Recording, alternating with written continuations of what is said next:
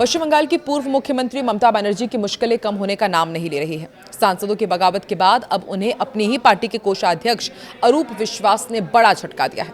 अरूप ने टीएमसी के bank account को तुरंत फ्रीज करने के लिए एचडीएफसी को एक पत्र लिखा है। नमस्कार, मैं हूं आकांक्षा और आप देख रहे हैं न्यूज 18 का डिजिटल प्लेटफॉर्म। ममता बनर्जी के इन दिनों दिन बुरे चल रहे हैं। पहले उनके सांसदों ने, उनके विधायकों ने उनका साथ छोड़ा और अब माना जा रहा है कि उन्हें वित्तीय झटका भी लग सकता है। दरअसल अपने इस पत्र में उन्होंने लिखा है कि पार्टी के अंदर मचे इस घमासान के बीच अब इस बात को लेकर कानूनी और संगठन में विवाद खड़ा हो गया है कि वास्तव में पार्टी और उनके संसाधनों पर कानूनी अधिकार किसका है। इसलिए ऑल इंडिया तृणमूल कांग्रेस के नाम पर चल रहे अकाउंट से जुड़े सभी लेन देन को तत्काल प्रभाव से फ्रीज कर दिया जाए। वहीं टीएमसी सूत्रों का कहना है कि 5 जून को हुई टीएमसी की नेशनल वर्किंग कमेटी की बैठक में अरूप विश्वास को कोषाध्यक्ष के पद से हटा दिया गया है। उनकी जगह पूर्व सांसद सुभाषिश चक्रवर्ती को नियुक्त किया गया। अरूप के इस पत्र को बैंक के अधिकारियों को पार्टी के अंदर मचे घमासान के बारे में बताया गया है। उन्होंने लिखा कि पार्टी के अंदर इस समय भारी विद्रोह मचा हुआ है। टीएमसी के कई सांसद पार्टी छोड़ चुके हैं, कई विधायक भी खुलेआम पार्टी के खिलाफ मोर्चा खोल चुके हैं। उन्होंने आगे लिखा कि पार्टी के अंदर मचे इस घमासान के बीच अब इस बात को लेकर कानूनी और संगठन विवाद खड़ा हो गया है कि वास्तव में पार्टी और उसके जितने भी रिसोर्सेज हैं उस पर आखिर कानूनी अधिकार किसका है। इसलिए तृणमूल कांग्रेस के नाम पर जितने भी अकाउंट चल रहे हैं, जितने भी ट्रांजैक्शन हैं, उन्हें तत्काल प्रभाव से फ्रीज कर दिया जाए। ऐसे में सवाल ये कि आखिर अब टीएमसी जो अपने जितने भी कार्यक्रम है या फिर उसको जो फंड की ज़रूरत मिलती है वो अब फंड की कमी कैसे पूरी करेगा। बता दें कि टीएमसी के अकाउंट में 6 अरब 25 करोड़ से ज़्यादा रुपए जमा है। ऐसे में अरूप विश्वास के इस पत्र से ममता बनर्जी को गहरे संकट के अनुमान है। इस मामले पर राजनीतिक प्रतिक्रियाएं भी सामने आई हैं। सीपीआईएम के विधायक मोहम्मद मुस्तफिजुर रहमान ने अरूप विश्वास द्वारा उठाए गए इस कदम पर कहा है कि उन्होंने जो किया वो सही है। वो समझते हैं कि अकाउंट को फ्रीज कराना जरूरी है, इसलिए उन्होंने ऐसा किया है। इस बारे में क्या कह सकते हैं। वहीं एजीयूपी प्रमुख और विधायक हुमायूं कबीर का कहना है कि ममता बनर्जी की स्थिति ऐसी है कि वो जो भी काम करना चाहती हैं वो हो नहीं पा रहा है। बस यही नहीं, तृणमूल कांग्रेस की प्रमुख ममता बनर्जी को विधानसभा में नेता प्रतिपक्ष के मामले में भी झटका लगा है। कलकत्ता हाई कोर्ट ने विधानसभा स्पीकर के फैसले पर रोकने से मना कर दिया है, रोक लगाने से इनकार कर दिया है। विधानसभा अध्यक्ष ने बागी नेता ऋतुव्रत बैनर्जी को नेता विपक्ष के तौर पर मान्यता दी। ऋतुव्रत बैनर्जी ममता बनर्जी की पार्टी के बागी नेता हैं। पश्चिम बंगाल में एक साथ कई मुश्किलों और चुनौतियों से जूझ रही ममता बनर्जी को अब विधानसभा में नेता प्रतिपक्ष के मुद्दे पर बड़ा झटका लगा, क्योंकि हाईकोर्ट ने टीएमसी के बागी नेता ऋतुव्रत बैनर्जी को नेता विपक्ष बनाए जाने पर रोक लगाने से इनकार कर दिया।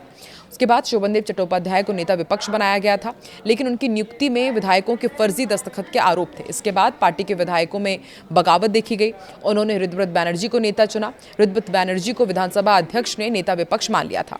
इसी फैसले को ममता बनर्जी ने कलकत्ता हाईकोर्ट में चुनौती दी, जहां से अब ममता बनर्जी को झटका लगा है।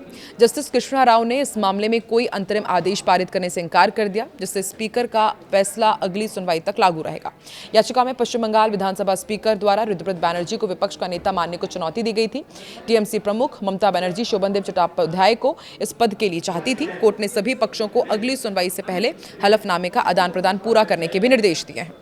जस्टिस राव ने प्रतिवादियों से 3 सप्ताह के अंदर अपना विरोध हलफनामा दाखिल करने को कहा है, जबकि याचिकाकर्ता को उसके बाद जवाब दाखिल करने के लिए 2 सप्ताह का समय दिया गया है। मामले की अगली सुनवाई 28 जुलाई को होनी है। ऋतुव्रत बैनर्जी पश्चिम बंगाल विधानसभा में विपक्ष के 13वें नेता के रूप में कार्यरत हैं। हाईकोर्ट द्वारा स्पीकर के फैसले पर रोक लगाने से इनकार के बाद ऋतुव्रत बैनर्जी विपक्ष के मान्यता प्राप्त नेता के तौर पर काम करते रहेंगे। ऋतुव्रत बैनर्जी का दावा है कि उनके साथ टीएमसी के 64 विधायक हैं। पहले उन्होंने 58 विधायकों का दावा किया था। इसके बाद पश्चिम बंगाल विधानसभा के स्पीकर रथिंद्रनाथ बोस ने बागी गुटों के दावे को स्वीकार कर लिया और ममता बनर्जी खेमे द्वारा समर्थित आधिकारिक उम्मीदवार को दरकिनार करते हुए ऋतुव्रत बनर्जी को विपक्ष का नेता नियुक्त किया था। इसके बाद ममता बनर्जी के गुट ने कलकत्ता हाईकोर्ट का रुख किया था और तर्क दिया कि स्पीकर के फैसले ने आधिकारिक तौर पर मान्यता प्राप्त राजनीतिक दल को दरकिनार कर दिया और विधायी दल की मान्यता से जुड़े संवैधानिक सिद्धांतों का उल्लंघन किया है। वहीं तृणमूल कांग्रेस के राष्ट्रीय महासचिव और सांसद अभिषेक बैनर्जी को जबलपुर हाईकोर्ट से बड़ा कानूनी झटका लगा है। एमपी पुलिस उन्हें गिरफ्तार करने कोलकाता जा सकती है। हाईकोर्ट में अभिषेक द्वारा लगाई गई एक याचिका की पैरवी करने उनके अधिवक्ता ही नहीं पहुंचे। कोर्ट ने एमपीएलएल कोर्ट द्वारा जारी गिरफ्तारी वारंट के खिलाफ लगी उनकी याचिका को खारिज कर दिया। जबलपुर हाईकोर्ट ने कैबिनेट मंत्री कैलाश विजयवर्गीय के बेटे और पूर्व विधायक आकाश विजयवर्गीय द्वारा दायर मानहानि मामले में अभिषेक बैनर्जी की गिरफ्तारी वारंट पर लगी जो अंतरिम रोक थी वो हटा दी है। जस्टिस प्रमोद कुमार अग्रवाल की एकल पीठ ने टीएमसी सांसद की याचिका को खारिज कर दिया, जिसके बाद अब भोपाल की विशेष एमपी एमएलए कोर्ट द्वारा जारी किया गया गिरफ्तारी वारंट एक बार फिर प्रभावी हो गया है और उन पर गिरफ्तारी की तलवार लटक रही है। अभिषेक बनर्जी ने भोपाल की एमपी एमएलए कोर्ट द्वारा जारी गिरफ्तारी वारंट को चुनौती देते हुए हाईकोर्ट में याचिका दायर की थी।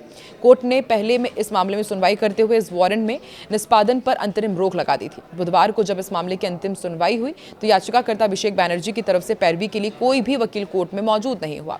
अदालत ने पास ओवर राउंड यानी कि दोबारा मौका देने के दौरान भी इंतजार किया, लेकिन उनकी तरफ से कोई हाजिर नहीं हुआ। इसे बेहद गंभीरता से लेते हुए एकल पीठ ने अपने आदेश में कहा कि ऐसा प्रतीत होता है कि याचिकाकर्ता ने इस मामले को आगे बढ़ाने में अपनी रुचि खो दी है। ये पूरा विवाद दरअसल साल 2020 से जुड़ा हुआ है। नवंबर साल 2020 में पश्चिम बंगाल की राजधानी कोलकाता में आयोजित एक सार्वजनिक जनसभा के दौरान टीएमसी के सांसद अभिषेक बनर्जी ने कथित तौर पर आकाश विजयवर्गीय, जो कि कैलाश विजयवर्गीय के बेटे हैं, उनको लेकर के आपत्तिजनक टिप्पणी की थी।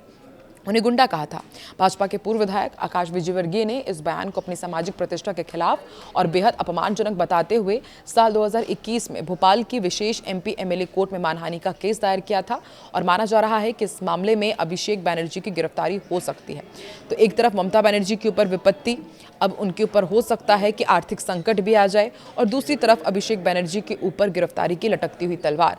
तृणमूल कांग्रेस का आगे अगला कदम क्या होगा और अभिषेक बनर्जी की क्या वाकई गिरफ्तारी हो पाएगी और इस आर्थिक संकट से ममता बनर्जी कैसे उभरेंगी, क्या लगता है आपको? कमेंट सेक्शन पे जरूर बताएं।